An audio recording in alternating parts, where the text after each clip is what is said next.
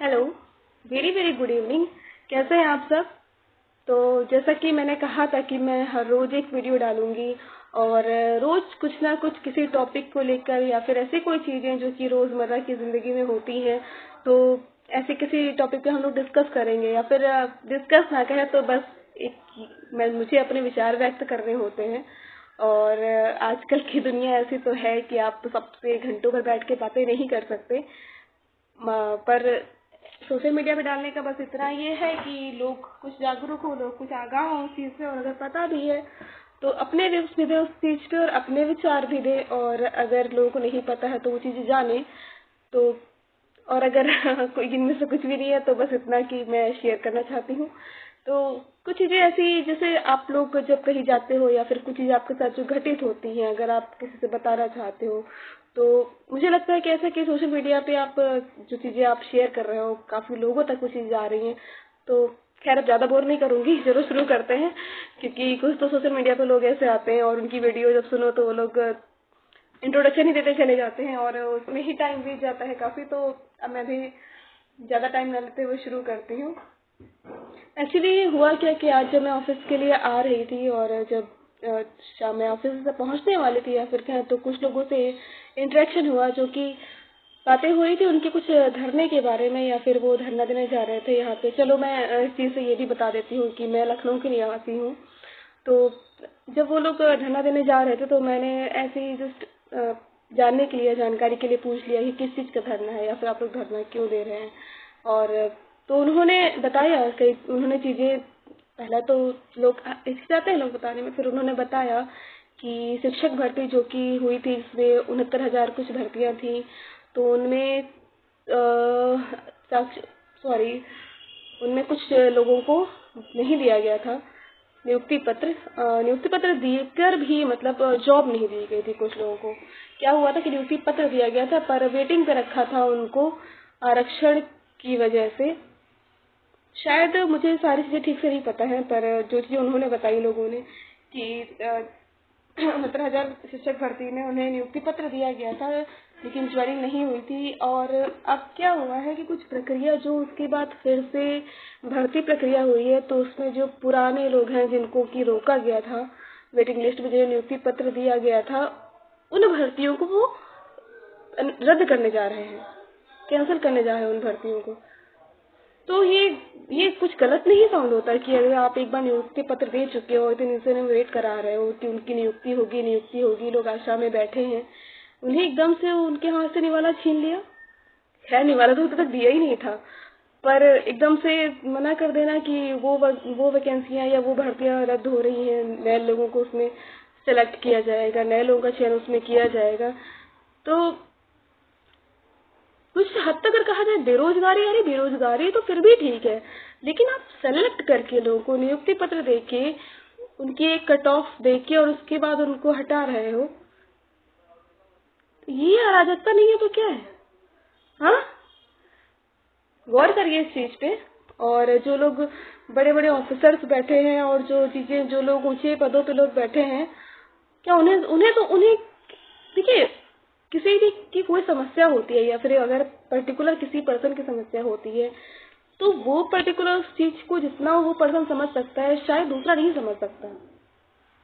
ये चीजें मेरे साथ भी होती हैं, शायद ये चीजें आपके साथ भी होती होंगी कि आपकी प्रॉब्लम्स आपसे ज्यादा और कोई नहीं समझता होगा। इवन कई कई बार तो ऐसा हो जाता है कि कोई इंसान इतने बड़े बड़े कदम उठाता है और सिर्फ इसलिए कि वो उस चीज को फेस कर रहा होता है। कोई अन्य पर्सन, कोई अन्य व्यक्ति उसे सिर्फ सांत्वना दे सकता है, समझा सकता है, लेकिन उसकी समस्याओं को दूर नहीं कर सकता। और अगर किसी के हाथ में दूर करना है तो क्या वो दूर ना करे? उसे दूर करना चाहिए ना। इवन अगर वो दूर नहीं कर सकता तो कम से कम उसे छीने मत वो हक। बताइए, ये क्या गलत नहीं है कि एक बार नियुक्ति पत्र दे के और उन्हें ढांढस बना के कि उन्हें नियुक्ति दी जाएगी कुछ समय बाद, और उसके बाद उनसे ये चीजें छीन लेना, उनका हक छीन लेना? अजीब चीजें हैं कुछ चीजें, मतलब इस सरकार में कहें या इस समाज में कहें, ये सब चीजें हालांकि रोज होती हैं, पर एक बार अगर ऊंचे पद पे लोग बैठे हुए या फिर लोग अगर ये चीजों पे गौर कर लें तो लोगों को इतनी समस्याएं क्यों झेलनी पड़े? लोग जो धरना दे रहे हैं और लोग जो ये चीजें कर रहे हैं, उन्हें क्यों करना पड़े ये सब चीजें? क्यों वो सरकार के विरोध में जाए? क्यों वो चीजें विरोध में करे जिसके बाद सरकार को भी ऐसे कदम उठाने पड़ते हैं? मैं किसी के हक के लिए, ऐसा नहीं कि मैं किसी के हक के लिए लड़ रही हूँ, पर जो चीज सही है, फेयर है, उसमें, और जो चीज सरकार खुद कह रही है वो कम से कम उस पे तो उसे अडिग रहना चाहिए ना। मैं किसी सरकार की विरोधी नहीं हूँ कि मुझे कोई कांग्रेस पसंद है, मुझे कोई भाजपा पसंद है, मुझे कोई सपा पसंद है, ऐसा कुछ भी नहीं है। जो सही काम करेगा वो लोगों को पसंद होगा, सिंपल सी बात है। अरे सपा विरोधी या होगा या फिर कोई भाजपा विरोधी होगा तो क्यों होगा? उसी काम को लेके होगा ना। या फिर ये होगा कि हाँ वो उन्होंने पर्टिकुलर मेरे लिए अच्छा कर दिया तो मेरे लिए अच्छे हैं, या तो फिर लोग ऐसा करते होंगे तभी ऐसा कहा जाता है ना। तो ये सब चीजें हैं, और छोटी छोटी चीजें जो कि रोज ऐसा कोई इशू हो जाता है या फिर ऐसा कोई इशू आपकी नजरों के सामने आ जाता है कि आप मजबूर हो जाते हो उस पर बात करने के लिए।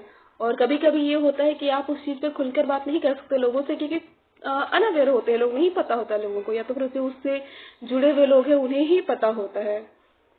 पर ये छोटे छोटे मुद्दे हैं।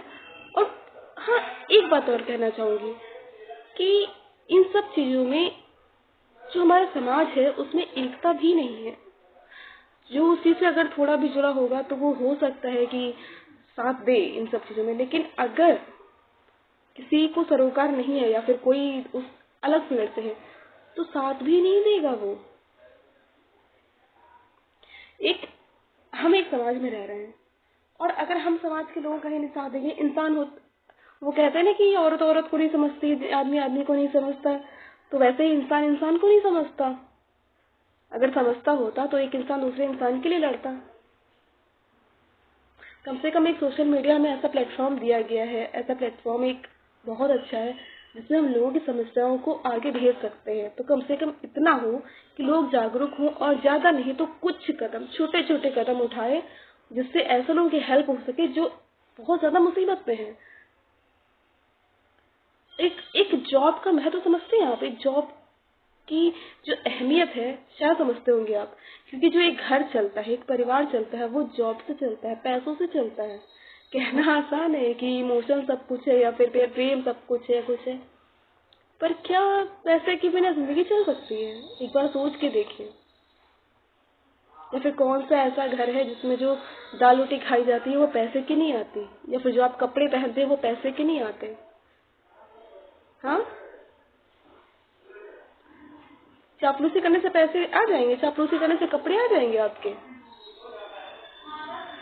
बस यही सब बातें हैं। अच्छा है कि गौर करेंगे आप लोग, और मेरे विरोध में या मेरे पक्ष में जो भी चीजें हैं, जो भी अगर आप कहना चाहते हैं कुछ तो बिल्कुल कह सकते हैं, आप बिल्कुल फ्री हैं उस चीज को कहने के लिए। और यही सब चीजें मैं शेयर करना चाहती थी। चलती हूँ, हो गया बहुत, मेरा ज्यादा बोल गई शायद, कुछ बुरा लगा हो तो माफ कीजिएगा प्लीज। चलती हूँ मैं, बाय।